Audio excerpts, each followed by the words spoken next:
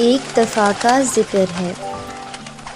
ایک گاؤں میں عارف نام کا ایک غریب تاجر رہتا تھا۔ وہ پیسے کے عوض بازار میں طرح طرح کی چیزوں کا کاروبار کرتا تھا۔ شکریہ عارف بھائی۔ ارے نہیں، یہ تو میرا کام ہے، شکریہ کیسا؟ عارف کے پاس ایک گدھا تھا۔ کھاؤ کھاؤ میرے دوست۔ اور وہ گدھے کی پیٹھ پر سامان کی بوریاں رکھ کر بیچنے بازار جایا کرتا تھا۔ عارف گدھے پر بہت مہربان تھا۔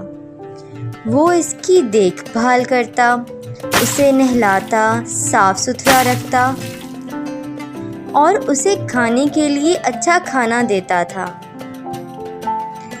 کیونکہ گدھا عارف کے کاروبار کے لیے بہت ضروری تھا۔ اور سناؤ عارف بھائی، کام کیسا چل رہا ہے؟ گدھا جوان اور مضبوط تھا، لیکن وہ بہت ہی سست اور کاہل تھا۔ اسے کام کرنا بالکل پسند نہیں تھا۔ ارے نہیں، پھر سے کام؟ گدھا صرف آرام، کھانا اور سونا چاہتا تھا۔ ارے نہیں، ہمیں دوبارہ بازار جانا پڑے گا۔ گدھا سوچتا تھا۔ آقا کو کسی دن تو چھٹی کرنی چاہیے، مجھے تو چھٹیاں پسند ہیں۔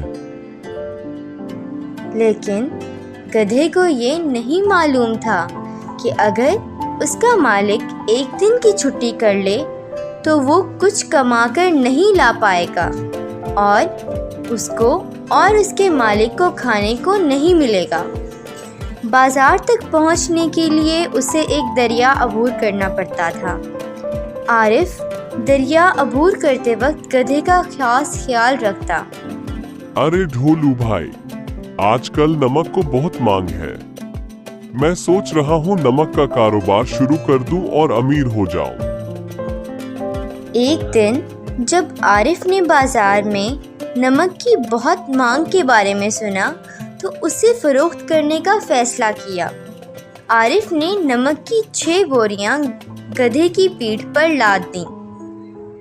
وہ بازار کی طرف چلنے لگے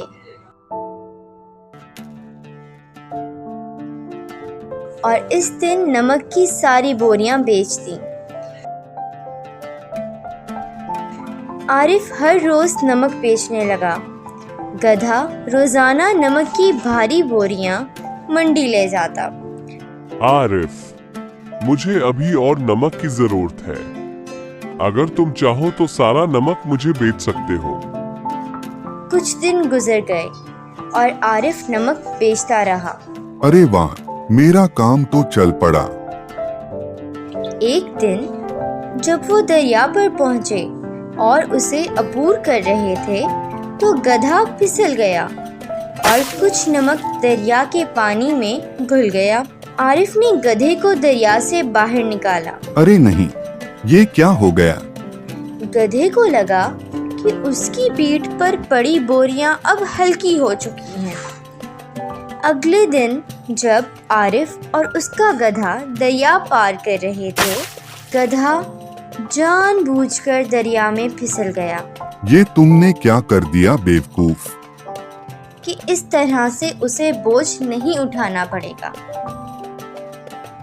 یہ بات عارف جانتا تھا۔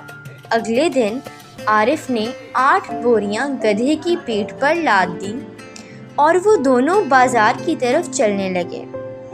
جب وہ دریا پار کر رہے تھے تو گدھا پھر پھسل گیا، لیکن جب وہ اٹھا تو اسے لگا کہ بوریاں تو پہلے سے بھی زیادہ بھاری ہو گئی ہیں۔ عارف نے نمک کی بوریوں کو روئی کی بوریوں کے ساتھ تبدیل کر دیا تھا۔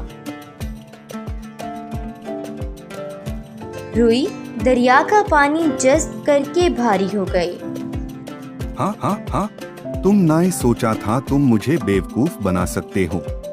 عارف نے گدھے سے کہا۔ گدھا روئی کی 8 بھاری بوریاں منڈی لے گیا اور پھر گھر واپس آ گیا۔ اس دن کے بعد سے گدھے نے پھر کبھی اپنے مالک کے سامنے सुस्ती दिखाने की हिम्मत नहीं की।